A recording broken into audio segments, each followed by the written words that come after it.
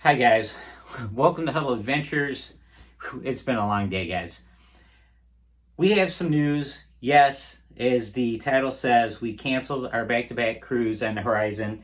I'll explain what happened after I ask you to do me a favor.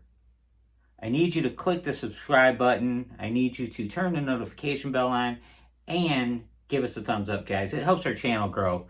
And we are a new channel and we are focused on all things cruising. So we could use your help. So with that said, I have 2 videos on our channel right now that were posted in the last few days giving the breaking news about the Horizon. The Horizon mechanical issues, this story is pretty well known in the cruising community. Long story short, Carnival thought they were only going to have to cancel 2 sailings and they'd get this issue fixed and get it back to sea. Now they have went and canceled several sailings and announced that their target return date is January 22nd. January 22nd happens to be the first leg of our back-to-back that we have booked with Carnival. Okay, so we had booked the Horizon for January 22nd, 8-day, Southern Caribbean, and then we booked it for a 6-day Western Caribbean. We're celebrating our 5th wedding anniversary, and we thought it'd be really neat to do a 14-day, a back-to-back cruise, our first ever. Well, with it being our anniversary, and with us knowing that large corporations, when they come out and make, promises, we're going to make this deadline and that deadline, when it's something to do with mechanical issues and repairs, and I've been in the trades for over 25 years, and I know that until the people that do the work tear this thing apart and look at it, no one really knows how long it's going to take to get it fixed. Now, add to that, we have supply chain issues with COVID, other issues with COVID, logistics issues with COVID. Who knows, when they're going to get this thing back to sea. We don't want to gamble. We didn't want to risk it. And we started looking at other cruises and realized a lot of them were filling up really fast. Now, keep in mind, they're sailing at limited capacity. So we didn't want to wait till the last minute and not get to do a back-to-back. Or have to do something completely different, like change the times. I have the vacation time already scheduled for work, so we wanted to stick with that time window. So what we did initially was Saturday night, we started looking hard at the whole thing after they came out and announced it's going to be dry docked in Italy. Now we're like, oh no. So we considered a couple different options. One was, okay, let's see what can we do to stay in Miami, because we're flying in Miami. We're in Michigan, guys. We fly everywhere. We have to. So we fly in Miami the night before. We always fly in the night before. I recommend that any of you guys out there get to your cruise port the day before. Avoid any kind of travel, snafu, scheduling problems that will prevent you from getting on your cruise. You can do that by going the night before. So we had a hotel booked. We had our airfare already paid for Miami. So we tried to make Miami work. The only other cruise ship that would fit that criteria of a back-to-back would be the Freedom. The Horizon was sailing from Saturday to Saturday. Saturday, January 22nd to Saturday, February 5th. We wanted to keep the Saturday to Saturday window because we fly back Saturday. I'll be off on Sunday. I have a whole day to decompress before I start going back on my 7-day-a-week job. So the Freedom Sunday to Sunday deal didn't really sound that appealing to me, because we'll get back and then next day go right back to work. I got to get up at 3 o'clock in the morning. I don't want to do that. The other problem is we would still have to change our airfare because our return flight is Saturday. So Saturday the 5th, we'd be returning Sunday the 6th, February 6th, so we'd have to change our airfare. So we're like, we're going to have to change our airfare no matter what we do. So that opened up other possibilities. So we know we're going to be canceling our airfare if we change our cruise. So we look at the Mardi Gras. Mardi Gras is sailing out of Port Canaveral, has the same window, 2 7 days, sails Saturday the 22nd. The second one sails Saturday the 29th. Returns back on February 5th, which is Saturday. Gives me a day to decompress.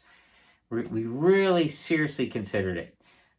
The price difference was roughly the same if we did an interior stateroom on a Mardi Gras and a few other things. We had a cove balcony on the Horizon. We came close to doing it, guys, but I'll tell you why we didn't. We have the Mardi Gras booked already for the 26th for the Eastern Caribbean itinerary. So if we're returning February 5th, and then we fly out, the night before, we'd be flying there February 25th, right? That means we get off the Mardi Gras, 20 days later, we're flying back to get on the Mardi Gras again.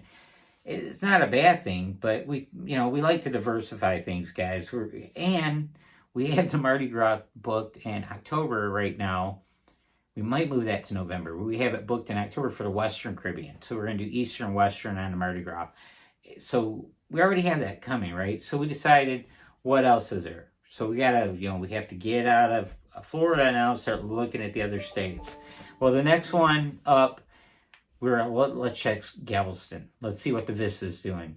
For you guys that don't know, the Vista class ships, you got the Vista, which was the first ship in 2016, the Horizon, which launched 2018, and the Panorama, which launched in 2019.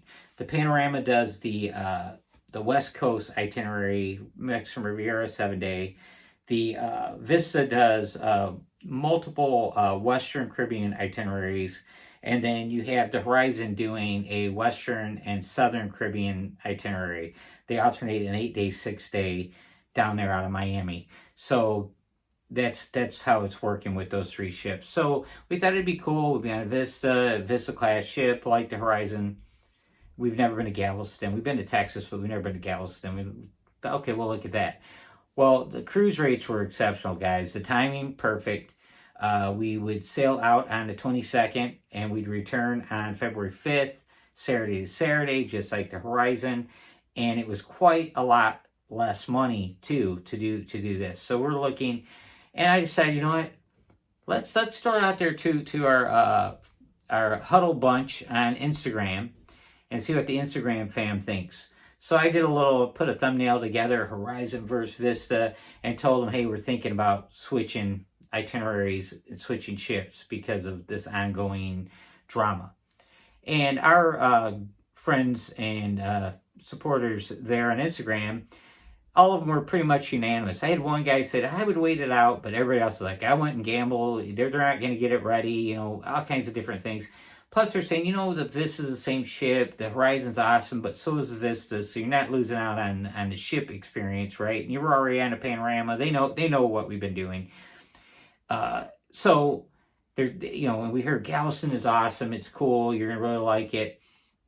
And then vloggers we really, really like and respect, High C Paul and Cindy chimed in and said, well, we've sailed out of Galveston multiple times, and the only thing I can warn you about Galveston is it's really foggy there. Sometimes you could be delayed leaving port, or you can be delayed returning to port. So you never know, that could happen. So, I thanked her. So I never heard about fog issues in Galveston. I'm up here in Michigan dealing with the cold, dealing with surprise snow, and all that nonsense. So I was like, well, that's awesome. Thanks for the tip. Hopefully we don't have to deal with fog. And after, hearing everyone's opinion and then talking some more with Laura, we decided, you know what? Let's check it out. Let's call and see if we can make it work on Sunday. You can hear my dog barking like crazy because we're probably being invaded by a Amazon delivery or UPS or something. So please ignore him. He's a giant Labradoodle. Anyways, so we went ahead and decided we will give Carnival a call on Sunday, see what they say, see if they're even willing to do this, see if the numbers we were looking at online were true numbers and our math was good. So I called. Man, it took a long time to get in. I knew it would. Sunday, right? I called during my lunch hour at work. I called before my lunch hour. I put on speakerphone, and I had my speaker in my pocket, and I could hear it. You know why they call it the Red Frog Pub? Because it's a red frog and all that. You guys know what I'm talking about. That long, drawn-out message stuff. So I'm listening to it. and wait and wait and wait and wait and wait. And then, when they do pick up, you're always surprised. They're like, hello, thank you for calling Carnival. You're like, whoa. Anyways, had my booking numbers ready and all that. The lady who took my call was a lady named Michelle. Super, super nice. Very understanding. Said, sir, don't worry. We're waiving any fees, cancellation fees regarding to this cruise. We know it's not your fault, and we don't blame you for being cautious and hesitant and worried. So they went ahead and did it. And she ran all the numbers, and she's a newer employee at Carnival, right? And she was really trying to figure out, well, how to transfer the Cheers package. Guys, we had everything paid for, everything. We bought the Cheers package, Wi-Fi. We paid for a couple's massage. We paid for specialty dining, all this stuff, right? And I knew I'd get refunds on some of it, but I wanted to get as much of it applied towards the new cruise and then as much onboard credit as I could get. I thought that's where it's at, right? So we went, we're talking, and she's running all the numbers and doing whatever she's doing on her end. And she mentioned, she goes, boy, I'll tell you what, I'm looking forward to my cruise next week. And I said, oh, you're going on a cruise next week? She said, yeah, Thursday. I go, Thursday? I go, I'm going on a cruise next week on Thursday. She's like, you are? I go, yeah. I go, you're on the sunrise? And she goes, yeah, I'm on the sunrise. And I started laughing. I go, we're on the sunrise. So turns out Michelle from Carnival that took care of us is going on the sunrise. Same cruise we're going to be on. And we were talking, and I asked her if she's part of the sunrise December 9th through 13th, I think it is, Facebook group. And she said she was. And I said, I bet you know my wife, because she's posted in that group a few times, and she posted recently about getting an upgrade to a balcony for $120. And she said, I know who your wife is, And then she asked her, are you going to the shot glass exchange? For you guys that don't know, any cruise you go on, Carnival's really big for this, but I know the other cruise lines do it too. People that are on the cruise will start a group for your specific cruise, for the cruise you're going on, the date and everything. And then you can join that group and get to talk to the people that are going to be cruising with you and make friends with people before you even get on board, right? And they usually will schedule meet and greet, shot glass exchanges, slot machine pools, all kinds of stuff like that. It's really cool. So you build this little community where you're waiting for your cruise. You're talking to these guys every day. Everybody's excited, and then when you get on board, you do a meet and greet. Laura and I were in charge of the meet and greet on a panorama, and it was awesome. We met all these people. They all showed up. We thought we were going to be sitting there going, like we're going to get ghosted, like on a blind date or something. But they all showed up, and it was awesome. So anyways, check that out. If you're going on a cruise, go on Facebook and look for your cruise. Put your cruise, your ship date, and the name and date of your cruise, and you'll find it and join that group. It's really cool. So our cruise on Sunrise, they're doing a shot glass exchange. And she said, are you doing a shot glass exchange? I'm not sure if I'm going to do it. And I said, we weren't going to do it, but I'm thinking about doing it. She goes, yeah, I'm thinking about it too. I go, well, I'm going to tell you a funny story about our shot glass exchange that we attempted on the Magic. When we went on the Magic, we agreed, yeah, we're going to do the shot glass exchange. We signed up for it on our Magic Facebook group. This is our first ever Carnival cruise. And, I told her, yeah, they sell shot glasses at, say, Detroit, Motor City, all that kind of stuff at the Detroit Metro Airport. So we'll go, when we go up to get on board before we get on the flight, we'll grab some shot glasses and we grab, sodas and snacks and stuff. So, we buy a big, when I go on vacation, guys, the diet and training stuff goes out the window. I still work out on the ship, but I eat anything I want, right? And it starts when I get to the airport. So I'm getting my M&Ms and, my gummy bears and all my stuff. And we got the big bag of candy and we got the shot glasses in there. And we get on board. We got our backpacks and our carry-ons. And we get settled in for that flight. And we're eating our snacks. And, having a great time because we're excited. We're going to go on our first cruise since the pandemic. Flight attendant comes around and says, you got any garbage? I'm like, oh, yeah. I got this big bag of garbage, empty soda bottles, and she took it off. And we get to our hotel room and, wake up in the morning and we're getting our stuff together. We do our little vlog about, hey, it's cruise day. And, we're getting ready to leave the hotel. And I'm like, hey, what do we do with those shot glasses? And Laura's like, I don't know. I threw them away, guys. They were in the bag. I threw them away. And we laughed. It's like, oh, well, we just threw away $18 in shot glasses. But that's us, you know.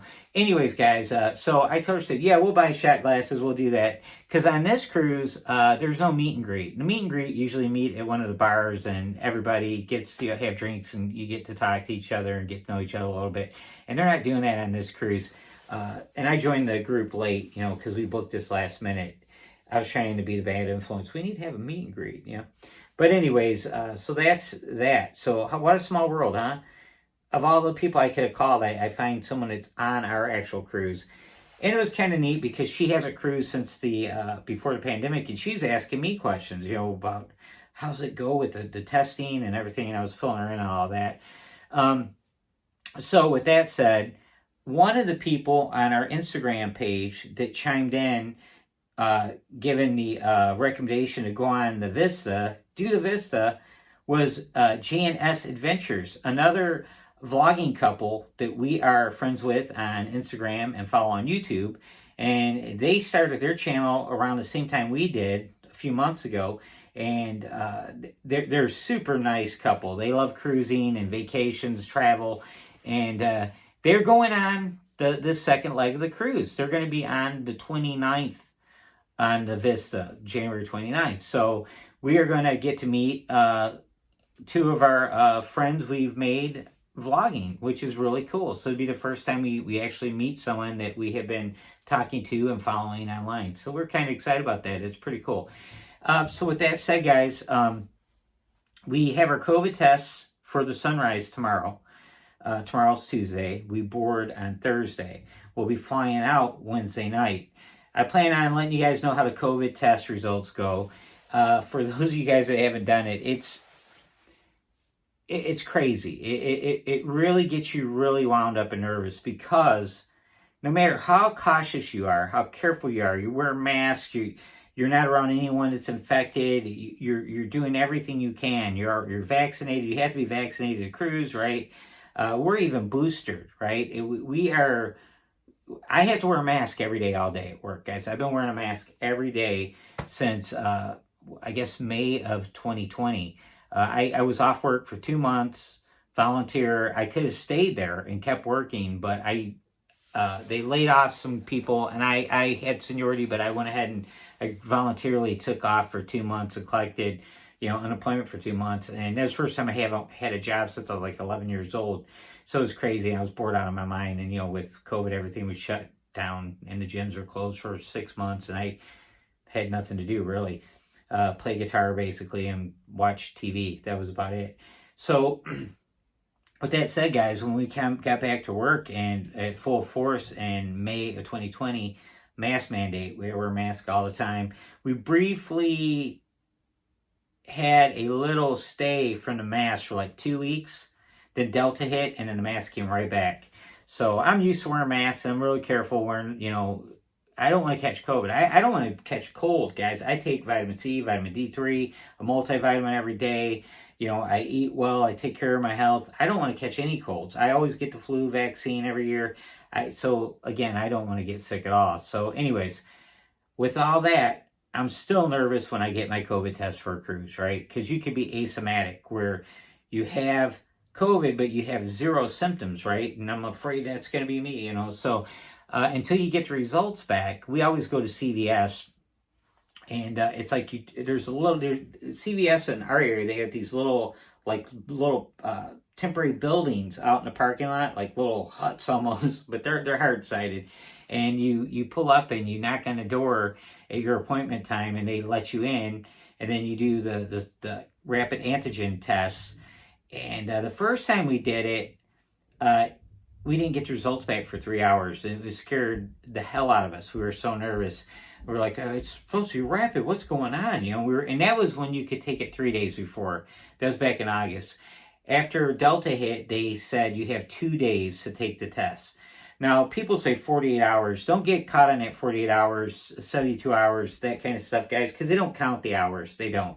They just look at the days. So in our case, if you're sailing on Thursday, you count back 2 days. So you got Thursday, Wednesday, Tuesday. Those are your 2 days. So Tuesday is the earliest you can get your tests.